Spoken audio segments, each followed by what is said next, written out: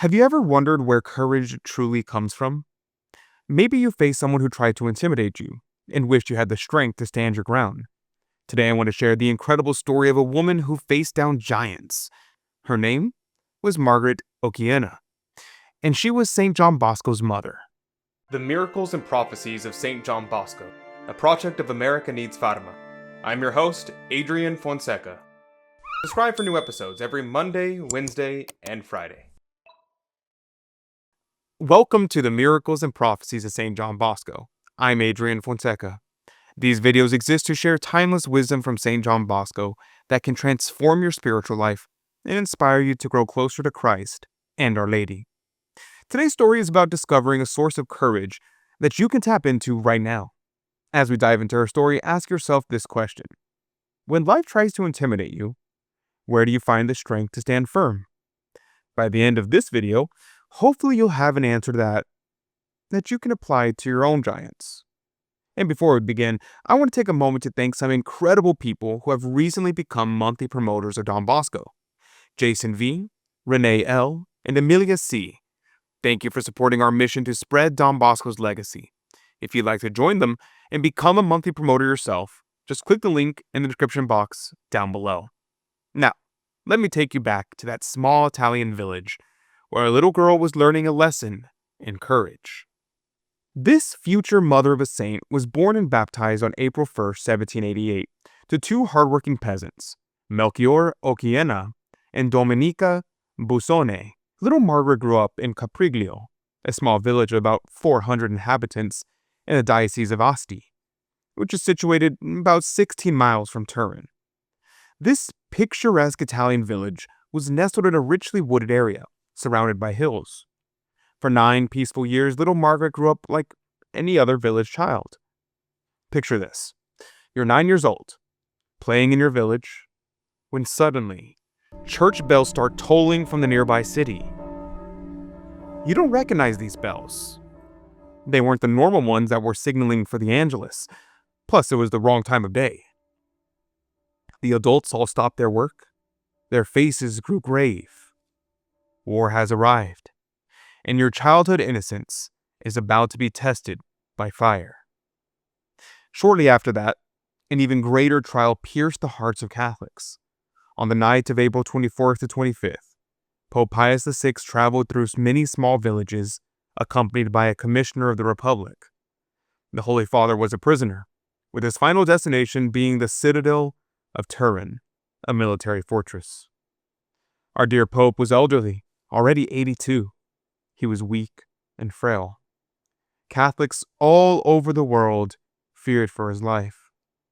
With the war dragging on, the king needed men and money to repel the French armies. This led to a demand for very heavy taxes, forced loans, municipal fines, and significant war debts. Laws were enacted to decrease the value of paper money and to confiscate almost all church property. Included were the requisitions for food and clothing for the troops, a constant shortage of basic supplies, and epidemics affecting both the people and their livestock. It was in this crucible of hardship that little Margaret's soul was shaped. She was endowed by God with a strong will and a common sense.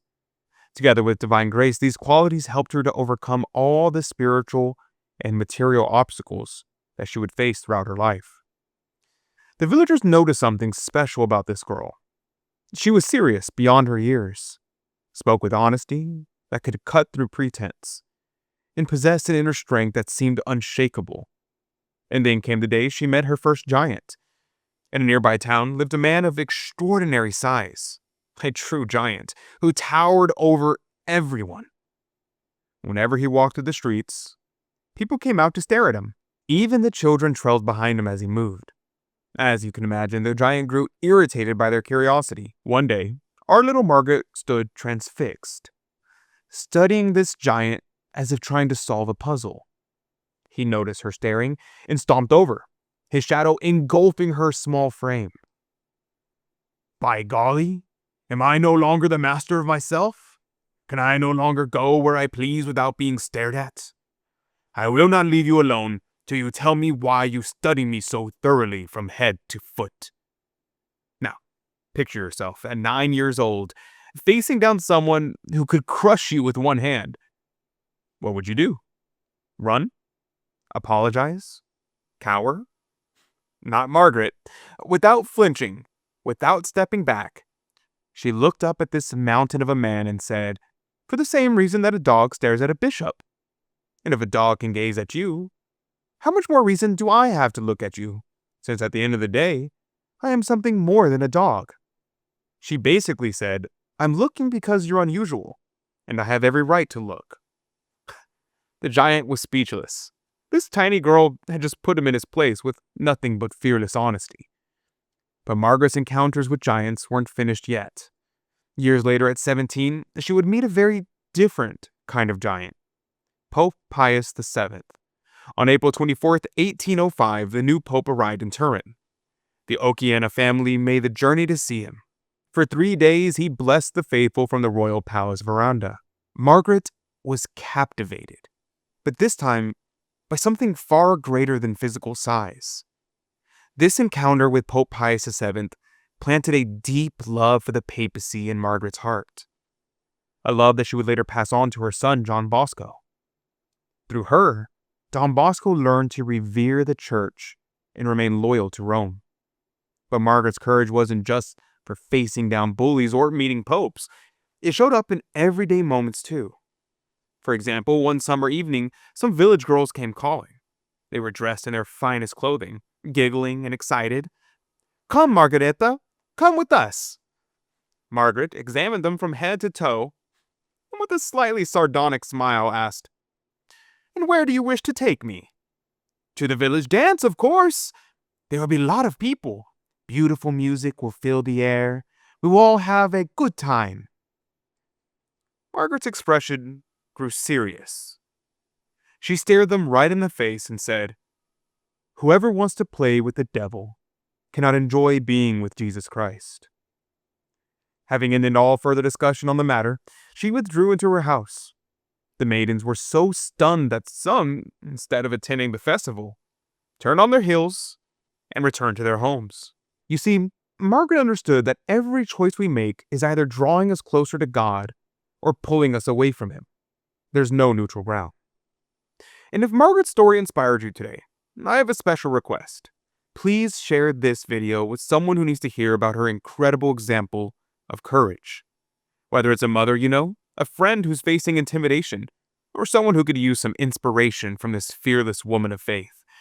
Your share could be exactly what they need to see today. And while you're at it, hit that like button if the story moved you, and make sure you're subscribed with the bell notification turned on so you never miss out on another story about the incredible people who shaped Don Bosco's life. YouTube never wants to promote good Catholic stories, but by liking, commenting, and sharing this video, you can force YouTube to do the work of evangelization. True courage doesn't come from being bigger, or stronger, or more powerful than your challengers. It comes from knowing who you are in God's eyes, and refusing to compromise that truth no matter who's trying to intimidate you. Margaret faced physical giants, spiritual trials, and social pressure with the same courage to stand firm in her convictions.